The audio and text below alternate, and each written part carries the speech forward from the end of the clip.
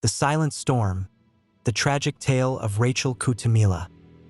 In the small town of Senwabarwana, nestled about 55 miles from Polokwane, Christmas was supposed to be a time of joy, love, and celebration. It was the season where families came together, where hope glimmered in the flickering light of the Christmas tree, and where hearts were warmed by the spirit of togetherness. But for Rachel Kutumela, Christmas Day 2020 would become a day forever etched in the minds of those who knew her. It was the day her dark secret was exposed, and the life she had built on lies and bloodshed came crashing down. Rachel Kutumela was a woman of striking beauty and charm.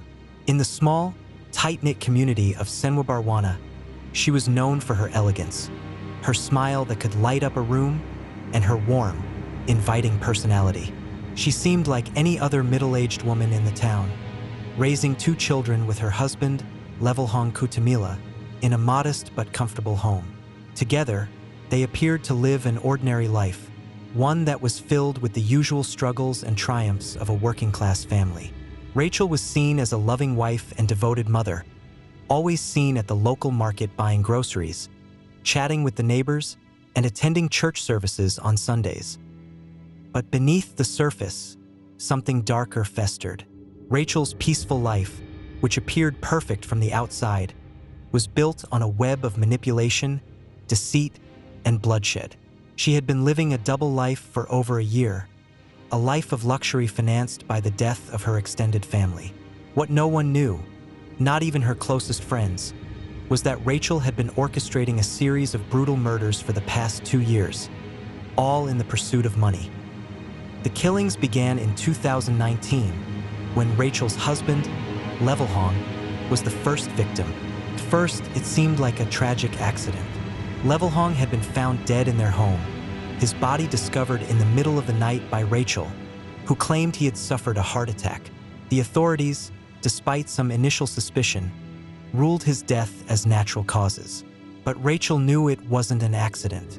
She had planned his death meticulously, poisoning him with a slow-acting toxin, ensuring that his life insurance policy, worth millions of rand, would pass into her hands.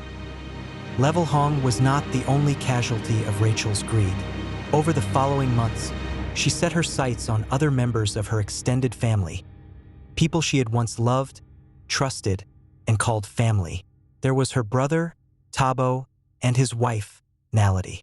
Then her sister-in-law, Florence, who had always been like a second mother to her. Rachel knew that all of these family members had life insurance policies that would pay out if they died under suspicious circumstances. The total amount she stood to inherit was worth at least 10 million rand, approximately $570,000. For Rachel, that was a fortune too tempting to ignore. Tabo's death was made to look like a sudden stroke, and Nality, his wife, died in a car accident, the result of a meticulously planned crash.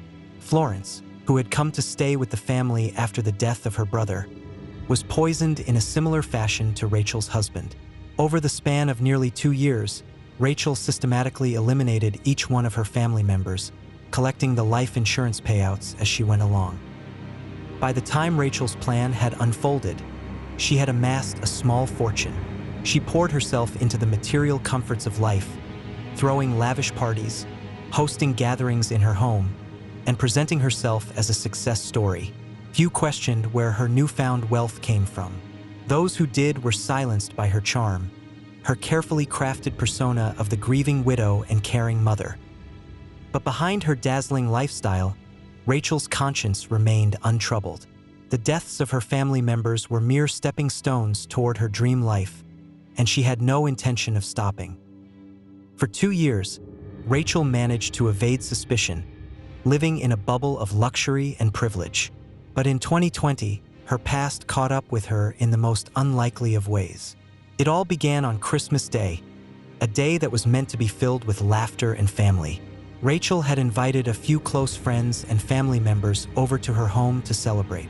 The house was adorned with festive decorations, a large Christmas tree in the corner, and a table laden with sumptuous food. As the evening wore on and guests gathered to enjoy the holiday festivities, Rachel's past slowly started to unravel.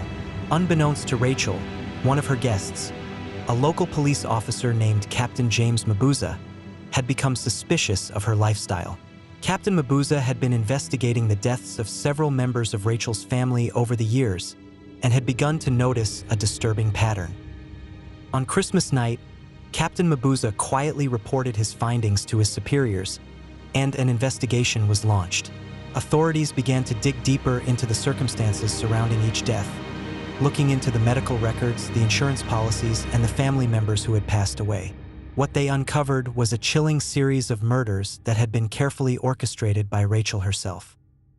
By the time the police arrived at Rachel's home that evening, her world had already started to crumble. The authorities arrested her on the spot, charging her with the murder of 6 of her family members. In shock, Rachel tried to deny everything, but the evidence was overwhelming. The trial of Rachel Kutumela was one of the most high-profile cases in recent South African history. As the details of her crimes were revealed to the public, the shock was palpable. The community of Senwabarwana, which had once admired Rachel for her charm and beauty, was now reeling from the horrific truth. During the trial, prosecutors outlined Rachel's methodical and calculated approach to murder.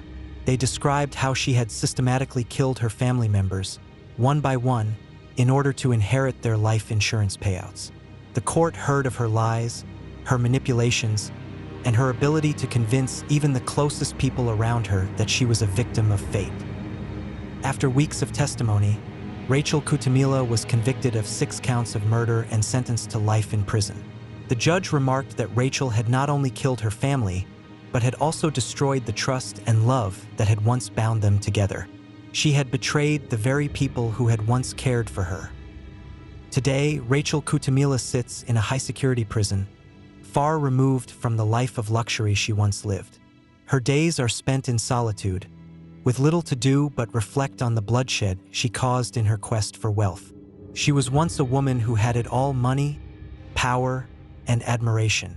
Now, she has nothing but a lifetime of imprisonment and regret. In Senwabarwana, Rachel's story serves as a painful reminder of how far greed can push someone to commit unspeakable acts. What had seemed like a dream life, filled with wealth and extravagance, turned out to be a nightmare built on murder and deceit. And while Rachel may have thought she could escape justice, in the end, it was her own family's blood that brought her down. Her story remains etched in the hearts of those who knew her, a haunting tale of a woman who let greed consume her, ultimately losing everything she had worked so hard to gain.